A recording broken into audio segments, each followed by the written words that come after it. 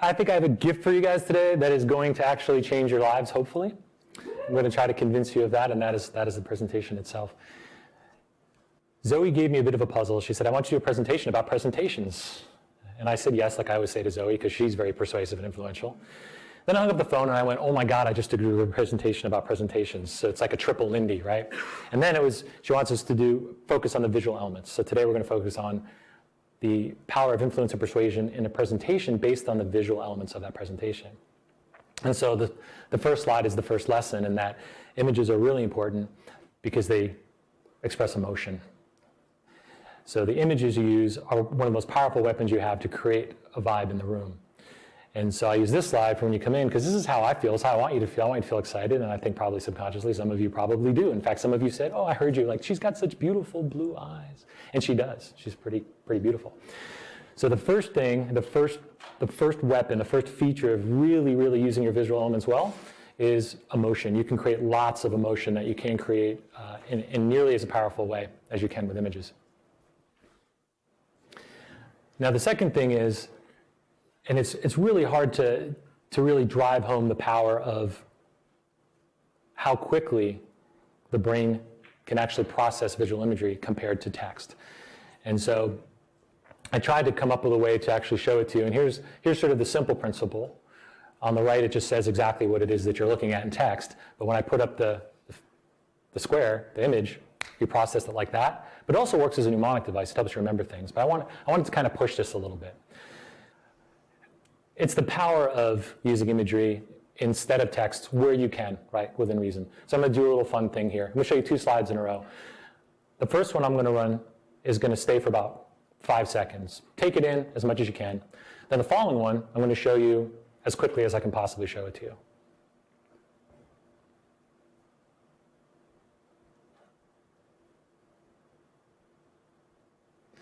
So now I know for sure most of you can tell me a lot more about the image I showed you in a millisecond than you can tell me about the text I had up there for 3 seconds. And I think this is something we really don't give enough credence to. We don't pay enough attention to. You could tell me stories about that photo. I'm sure I could ask you guys, and you'd go on and on and on about the different aspects of that photo. If I asked you about the text, did anyone catch what the text was about? Yeah. So, your brain actually processes visual images 60,000 times faster than it does text. I actually didn't believe it, so I actually created that little exercise for myself. I was like, I got to figure out a way to feel this. So we've got emotion, we've got power. The third thing that the imagery does is it creates a flow. You're walking people through a presentation, you're showing them the trees, there's some funny rocks thing there. You're not so sure what's in the distance, it's a little bit unclear, there's some fog, but you know you're going that way and there's going to be an end path to it. So you need to create a flow using your visual elements. I needed to think of a really strong analogy for you guys, because you guys are a really special group of people, and I mean this authentically. You are the people who are going to do amazing things that I can't even dream of. And I want to make sure that I give you the best opportunity to do it, and that is what really this talk is about. And I feel like it's like metamorphosis. Egg, larva, pupa, butterfly. We go through all this work, become an egg, we become a caterpillar, we're eating leaves, we're taking stuff in, we create the pupa, and the pupa is that stage where it's all in there. Everything now has been gathered, everything's in there to become a butterfly. I see presentations to me that look way too much like pupas. I can see there's some cool stuff in there. I can make a little bit out. I know it's going to become a butterfly, but I have absolutely no idea what that butterfly looks like. And so I just kind of, like I would a pupa in the woods, I run into it, I kind of look at it, it's interesting, and I just keep walking. And so you've got to take that next step of going to becoming a butterfly. The butterfly is symmetrical. Every color is within its own little space. It's a very beautifully, clearly defined thing. We love that. There's nothing wasted in here. All the stuff that was in the pupa that it didn't need is left behind. Like in a presentation where there's all that extra stuff that we don't need, the butterfly didn't keep it with it, it leaves it in the pupa, it goes. Here's the thing. 1 in every 100 butterfly eggs becomes a butterfly. And I think that's about the number or the ratio of presentations that I see that are pupa compared to butterflies, meaning I passed them by, it was kind of interesting, I don't remember a darn thing, but I know there's something there, they're probably smarter than me. But guess what? Like a butterfly, that one that I remember, it's got wings. It is the butterfly that goes out into the world and everybody wants to look at it. When they see it, they're blown away and they go tell somebody about it. They take pictures of it. I mean, you don't see too many people Instagramming pupas, right? So I want you to hold on to this as the imagery of when you're working on a presentation, keep in mind, is it a pupa or is it your butterfly? Is it going to fly out into the world? Is it going to be beautiful? Is it going to inspire people? And here's a way for you to remember it that's really kind of silly. Ariana's got a cool butterfly t-shirt and she knows it, right? So she's making a fashion statement. We all love it. We all know she's got a cool shirt. This is a good life choice for Ariana out in the real world. But you've got little Billy and his dad gave him a pupa t-shirt, man. And it ain't cool. This is a bad life choice for him. It's a really bad life choice. He's going to get picked on. He himself knows it and he doesn't like it. Don't do this to yourself. So please keep this in mind when you're making presentations after all that hard work you've done. I want to keep hitting you with metaphors. Some of you might know that's Picasso in his studio, and he's standing behind a painting. This is what most of the presentations I see are like. I'm not sure what he wants me to look at. There's all this extra stuff. There's the paintbrushes. There's the turpentine.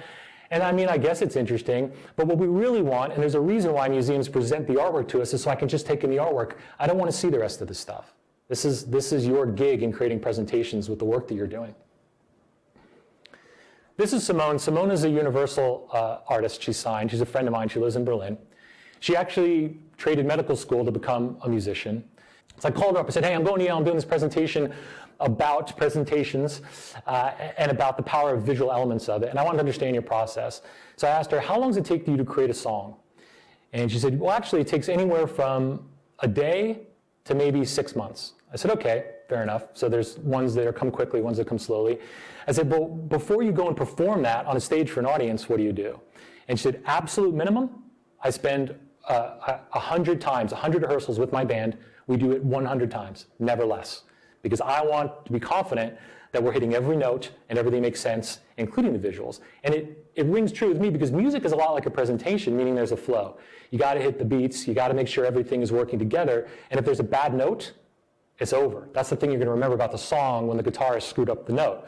She's got a couple dimensions here because it's not just the visual, how she's dressed, the hat she's wearing, the makeup she has on, the way the photographer and have worked out the choreography through the video. She's also playing a guitar, playing the strings, tapping the guitar, and singing at the same time. And none of this has been produced. This is all a live audio organic recording. I won't paint you with smoky eyes. I don't need the what and why.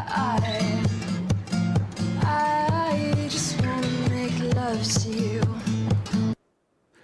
So I hope you can feel that and you can make the sort of analogy to a presentation. That's what your presentation should feel like. It's just all these things that are going on, but every one of them has meaning and every one of them is as important. If none of that works, it just doesn't work for her. If you're still not convinced, I have a question for you. Now you guys all know that Al Gore won a Nobel Peace Prize for the work he's done on climate change. Do any of you know who the guy on the right is? Anyone? Wow, I actually thought one of you would. I was like afraid you guys are so smart you'd be like all saying his name at the same time. So it's very good you don't know. The reason you don't know is because he didn't have a kick-ass presentation, right? He went around and he's given this presentation thousands of times and he did a movie called An Inconvenient Truth that I'm sure a lot of you have seen. Even if you have seen it, I want you to go watch it again. He does an amazing job using imagery.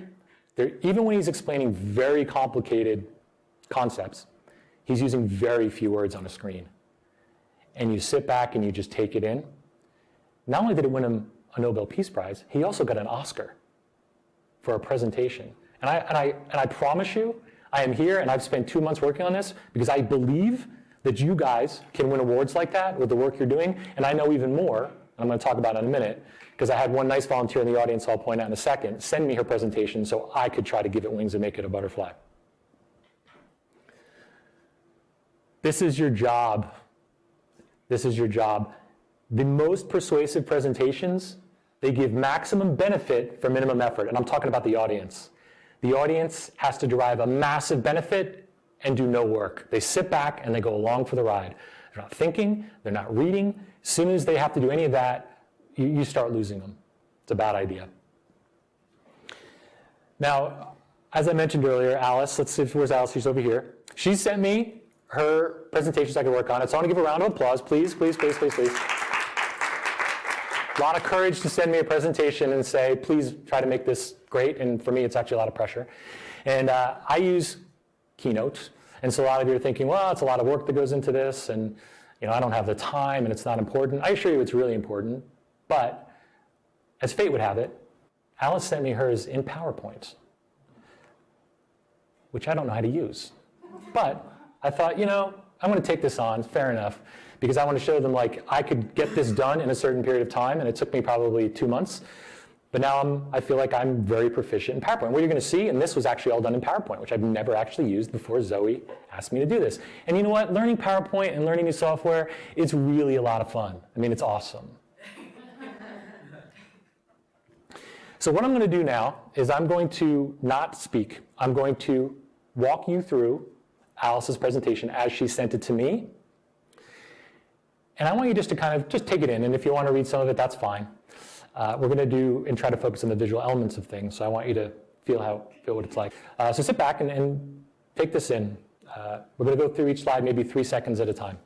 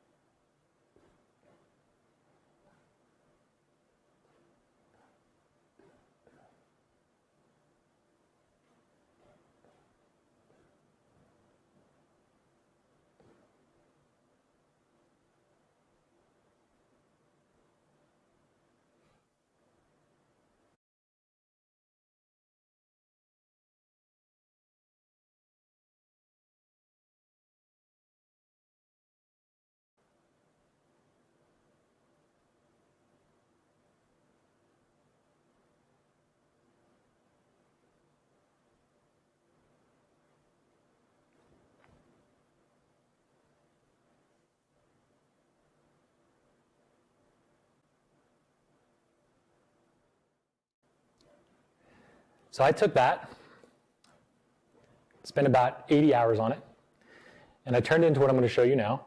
And I can tell you that, and I think it's okay to tell you now, she had amazing content in her presentation. And what I did is I tried to really focus on the things I've just talked about, which is the 3 things that visual elements can really do for you. Create emotion, incredible power, and a feeling of flow. And when you talk about visual elements, it's not just the images, it's the font of the text that you pick, any other shapes you use to try to communicate information, and it's also the movement of those shapes and the transitions between the slides. All of that compromises what the visual components are. And so that is what I focused on without changing any of her content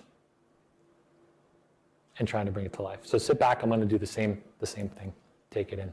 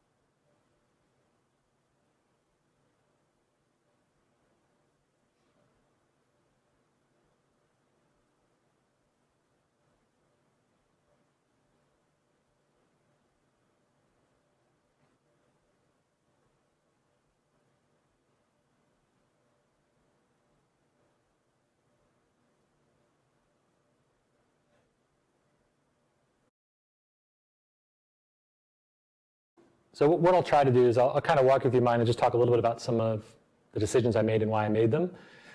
Every decision is really important, and I also understand some presentations are more important than others, so you just kind of have to use your own best judgment. Generally speaking, though, I wanted to make the point that when I do work with my company, we spend 50% of the amount of time on research, building insights, building tool sets, and then I actually spend 50% of the time in building my presentation to the client. And so I was curious, for you guys, you do all this work for different periods of time depending upon the projects you do. What is the ratio of time you spend on the presentation that you're going to give to an audience versus the amount of work enough time and effort you've put into the actual? And an author who is a faculty here at the med school also support this with me. And if it's true for you guys, I don't know. In my department, when we are hiring new faculty, we're hiring people who have been working for many years on PhD research, and they come and they give a 1-hour presentation, and this makes or breaks their chance of getting a job offer or not. And it's so insane. And there's even research showing how little it matters, whatever the interviews are, like that's a terrible way of hiring people. And of course, if we're hiring people based on their research, we should hire them based on their papers. But we hire them so much based on their talks and their presentations and their ability to frame the story of their research. And we don't experience how much the visuals count, but absolutely do. So like they've spent 6 years on research, and then the people who come here and not having spent enough time on the presentation of it, never. And look, for better or for worse, that's the way the world works. And generally speaking, it is true, not that it is right or wrong. Let's suspend judgment of it as right or wrong. Form over function is not equal to 1. It's greater than 1. So the most beautiful presentations, the best delivered presentations are going to win, not the best content. Generally speaking, that is the world we live in. Do both. And I think that's why I'm so excited to be here for you guys today. You have the potential for both. If you can learn both, you will be so successful. You'll be so persuasive. You will be so influential. I really hope this message sticks with you guys. Like, I would love to track these guys to see if they own it and how different they experience life going forward. Because if your presentation is good, you'd be surprised too. People are feeling so good, they really don't have any questions. It's like that's where it's maximum benefit, minimum effort. Because if they have no questions, it means you've done such a good job focusing in on what it is they need to know. They're not going to have many questions. They'll go home and think about it, and then they'll come back and they'll want to know more. How do I get to know more? Which is kind of different than having a question. So, did you want anything else? I'll take them through some of these. So I picked this photo on purpose because it's a baby with measles. I could have, and this is about the measuring the emotion. I've looked at tons of pictures. This one is a baby, and hopefully it survives. I don't really know, but it's got measles, and it's not, a horrific picture that disgusts you and I put you in a bad mood. It's still cute, but you're sad because the baby's sick and you want the baby to feel better, and that's what I want you to understand this is about to be about. The number allows me to speak to 1.5 million babies die every year because they're not vaccinated. So but the image and the number are the two most important things. Then I can speak over those things. And now I've sort of created a mnemonic device for pillow talk. When you go home and your partner asks you, what was the talk about today? Your brain is going to remember the picture and it's going to remember the number. I saw it about babies and vaccines and being sick. That is like the power of imagery. So there's a lot that goes into that. Little subtle things, like I actually fade out the background to emphasize the number. I give it a background, but I make it transparent because I want it to feel organic. Feeling organic, and that's something you can measure yourself, is something that's really important. It's very subtle, and these are the layers of making good presentations, because it just feels right. If it's blocked out and it's in front of the picture, it feels separated. I want the information to feel like it's all one. With this, I very quickly want to get to the point and create the image. What this specifically is about, create that another huge mnemonic device. We're talking about vaccines, so there it is. It's a needle, and they come in a little bottle. And then I want to talk about each, and I don't know what any of these are actually. I know some of them. But these are the vaccines that they get, or the sicknesses that the vaccines cure. So this is what the babies die of if they don't get vaccinated. And each line is actually in relationship to the 1.5 million babies who've died. So I can talk over it and say 60,000 child died of tetanus, 120,000 died of measles, and I can build to the number where the last one is actually like 460,000 die of it. So now I'm giving you a visual representation how each one is worse. So there's no wasted anything here. Again, I make it transparent to marry the information a little bit together. And that becomes my style. And so let me talk about that. I picked a palette early on. And I want the palette to feel human, so it's organic. So the palette that I selected was all earth tones, even in the photography. So in the photography, I've created things that just feel like they exist in the real world in a very common human way. This is actually a slide I added, so I told a little fib. Most of us have no context for 1.5 million babies dying in a continent. Is that a lot? And so this is a point, and we haven't even spoken about this, so you probably want to know this. I was like, for myself, I had to go look. And so now this allows me to talk about it and creates another device. At warfare in 2015, people were actually fighting wars. There was 370,000 casualties. Those people are trying to kill each other, and they spend about $2 trillion a year on military budget in order to keep us safe and actually fight those wars. This allows me to come back to the point that 1/10, actually 1/20th of 1% of that entire budget would actually be able to vaccinate all 22 million babies who are not vaccinated every year at the cost of $60 a piece. So we could go to then, if you're going to the UN and say, hey, look, man, I'm asking for 1/20th of 1% of military budgets from all you countries, and we can actually vaccinate all 22 million kids. That's it. That's all you need. And so this image allows me to tie back to that however I want to tie back to it. And it makes it real. You need context. And visuals are very easy. This is very contrasting to what it is we're talking about, is someone shooting a frickin' whatever that thing is. It's horrifying. This information just separates out and makes the cost real. And I can go through them one at a time. We could play a guessing game if I wanted to and say, in the beginning one is most important, what do you think a vaccine cost? You know, like 7 cents? When's the last time you I even use a cent symbol? When's the last time any of you have seen a cent symbol? And I'm using it for that very specific reason because you never see it anymore. We're talking about pennies, man. You know, and I kind of deliberately leave the expensive one at the end, but also because it's a vaccine that I looked up, takes care of like 6 different things, and so it's called pentavalent. Again, it's sort of a very clear visual and is doing a lot of the work for me as an audience member to categorize the work. And I can skip what I want and focus in on what I want. And the transitions are very smooth. Even something as little as slides going whap, whap, whap, whap, whap, that doesn't feel good. You know, I want it to feel like this whole thing is flowing. It goes to the flow. One of the main problems I took away from the presentation, I interpreted, was that heat was a huge problem and one of the main problems. And it's easy for people to relate to that would be a huge problem. The vaccines are going to go bad. So I want to create some say, look, the core of the problem is heat is creating a problem because it makes the vaccines go bad. They need to be kept at a certain temperature. And then I create a smooth transition to it needs to be refrigerated. So there's that contrast between hot and cold. I use the bridge of half of it shared on each slide of one of the images. And I create a symbol to make sure, I really want to make sure you know it's about it being cold. There's some other things there, but it anchors things down if they remember nothing else, is we need refrigerators for these vaccines for people in Africa. So I'm kind of building and trying to go deep. This is about what the refrigerator does. We haven't talked about it, so I don't want to talk about it, but I tried to actually marry it in.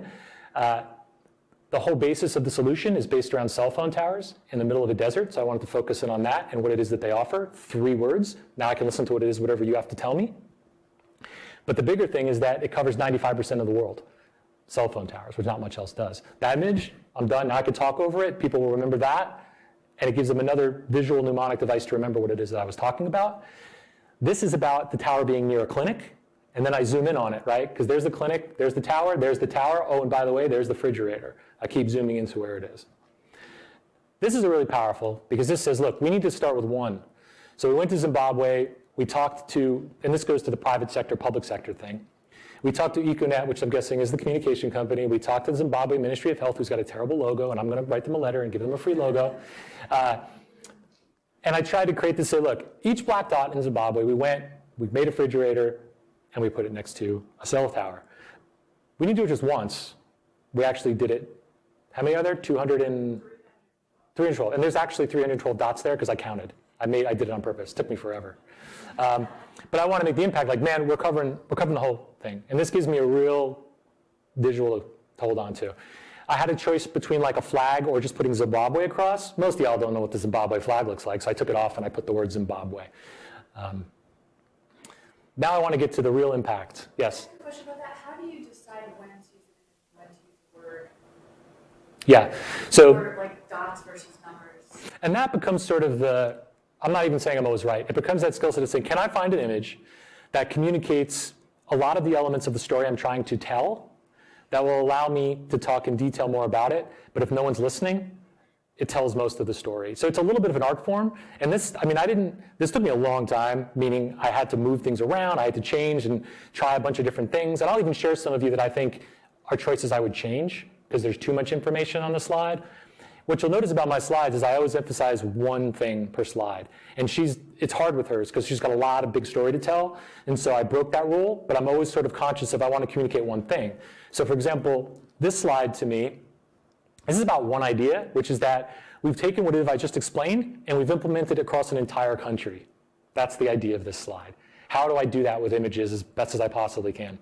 You're emphasizing coverage there, which is a visual. Right. And so for here, I'm trying to emphasize the benefit of that, which is a healthy young child, right? In Zimbabwe, we got 312, re-emphasizing the number of units. But the most important thing is we gave 250,000 vaccines out, which is why I build on that. The reason you build slides, you don't want people getting ahead of you. If I put this on here, it takes away from me my ability to sort of spring on the greatness, which is like 250,000 vaccines, y'all. It really helps build. So you'll see that we'll talk about a few builds that I do that are done that way. This she had on one slide, the next 6, I was like, whoa, I don't even know what they mean. I just kind of took my best shot at it. But I did it in a way that I knew would allow her to actually communicate everything that I don't know by creating a framework of what I do know, which is she's got, up to this point, they've done it in Zimbabwe. And the thing as an investor I'd want to know is, how'd you do it? Now that we've done it once, we know how to do it. Let me show you how we do it. And so I walk through those 6 things, and I use different organic colors to actually start. Left and right are different. The right color actually builds onto the slide, right? So you see the color on the right brings you into the next slide. That helps with flow of following the information in. And these are actually her photographs, by the way, a lot of them. They're not, so I got about half and half. Actually, probably more of hers than I do mine. That's hers. So this tells you the whole process, and she can speak to each one of those. And she can say, people will get it. I get what each one is about, and you can go in as much detail as you want. Now, before talking about what we're working on, like the new stuff that we're building on, I want to let them know we did a pilot, it worked, here's our process, and we've got it going in a few more places. And so Donna's at the next stage. We're projecting to about 100,000, and then I made up the next one. I know they're working in India. We're going to do 1,000, and it's going to be 2 million. So I'm trying to build the story to the crescendo. We transfer over to like, look, this thing we're doing has a possibility of having a global impact. So I've taken them now sort of from a few examples and I'm saying going big all the way to globe. Obviously, I'm using an image that I want to reinforce what this is all about. Let's put a cute little baby. He's fired up. He's rubbing his hands together. It took me forever actually to find this photo. And he's in front of a globe. This is a big deal. This is when the build is important. She's got 6 primary benefits. You may even had more. I would say get it down to 3 because people aren't going to follow you to 6. And so what I'm doing is I want to talk about reduced mortality. They're focused on me. Then I build the 6. I could talk one at a time. I keep it down to 3, and I will find ways to create a hierarchy in my talk that I can build in the 3 that I don't put on there. It's too many words on the screen. Again, reinforcing the image. Now the next image I use is secondary because this is where a big secondary component is empowering women, both in vaccinating their children, but in creating jobs and allowing them to create a community. So I wanted to then put the focus specifically on a woman on the next slide. And I chose to make it a secondary image with the secondary benefits image. And this is a little nuance here we can talk about later about rather than primary and secondary, we can create benefits for the infant, benefits for women. And that's a much more powerful way to connect the text together. This was a really complicated slide that it was like all on one thing that looked like it was out of a textbook, which was awesome, but it's a really difficult thing to present. And so I wanted to say I get that you have to present some difficult information sometime, but create a roadmap for you to walk people through it. And again, create a meta structure, a larger structure, so they can follow you and you can fill in the blanks. And so this is about the 4 different interest groups here, 4 different stakeholders, and how it affects each one of them, the benefits for each one of them, and then how they all share a bunch of mutual benefits. So when I'm talking about health service, and she had about 6 for each one of these, and I cut it down to 3, because some of them are actually overlapping, and it allows me just to talk about it. When I'm done talking about it, I want it to go away, and I want to focus on the next one, which is pharma. And so I do this through the whole slide so that you're always focused on what I'm talking about and you're not reading ahead of me. And then I actually make it all go away and create the shared benefits and create an overlapping slide that kind of brings everything together. And I reduce this down to 3 as well because I actually believe these are the 3 top level ones. She had a few quotes in there. I included 2, but I think you should choose 1. And you can talk about some other influence things. I think it's okay to do something like this and create a quote and shorten it as much as you can and then maybe finish it in your talk. So I narrowed one of these down a little bit, but try to pull out the main thing, give a soundbite, and then talk about the quote. Again, the transitions are very smooth. They're not snappy. I go from quote to quote, left to right, because they're in the same category. Now I'm sort of changing ideas, so I'm kind of building up. What's coming in the future, right? Biometrics. Now you can talk about how biometrics are going to work into the program. And now I've purposefully changed the imagery because I want them to know this isn't just about low-tech Africa, these people are poor, all that kind of thing. Like, no, man, these are we got to think of them as regular people, and it's the subtext of what I'm trying to do using imagery is this deserves high tech as much as anything else, right? It brings it into more closely to my world. And it's kind of a Jedi mind trick if it works right. So now she can think about biometrics, and this is just about wanting to use biometrics for the children in order to actually keep data and make sure they're tracking everything, and then you can do a better job in the future. New algorithms, this speaks back to the data. This is also a future thing, building algorithms to take the data they're getting from the refrigerators, because the refrigerators are reporting back the data, and then they can better use their resources better and better predict health paths of the children. Real-time inventory, so the refrigerators are spitting back to them. This has been here for too long, you got to get rid of it. All these are low on inventory. Automatically sends out a message, these are expiring, these need to be refilled, there's a problem with the refrigerator. These are all future things they're working on. Autonomous delivery, can't get a person there, this is a very inexpensive way, nobody's involved. You could eventually even make this work so it works with the refrigerator. Can open the door, deposit them, and split. Then it gets to thanking people. Never, ever, ever put somebody's logo on a slide with somebody else's logo. Don't do it. That is like, nobody wants to see their logo next to somebody else's. Logos are really specific, they're really highly designed, and when you put it next to another logo, it looks like garbage because it's so specific to that.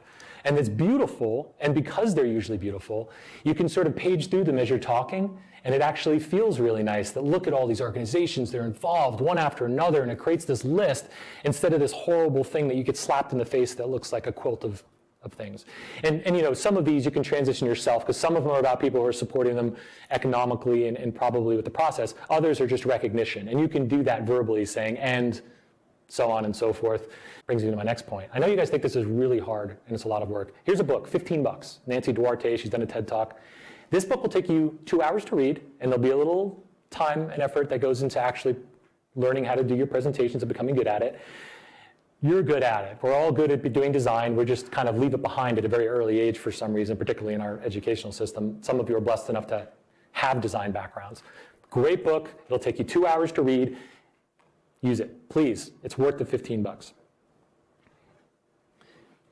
This is the point, because I'm in a room of butterflies, man. I don't want to see pupas. I'll come back here. This is it. All these people, I want to see beautiful butterflies. I don't want to see pupas anymore. What Alice sent me is mind-blowingly amazing. I feel some small participation in helping her save not like 1,000 lives, like tens of thousands, potentially millions of lives. And so I was just so inspired. I was like, man, we got to create the craziest fireworks show out there. This needs to have a butterfly. You know, this needs to have a deck that people see it and get inspired and give it. I can now give that presentation, and I don't know 1/1,000,000th of what she does, and I'm so fired up about it. I've been telling everybody about it. Can you imagine what she's going to be like when she tells the presentation? It's going to be like watching a person who's lit on fire.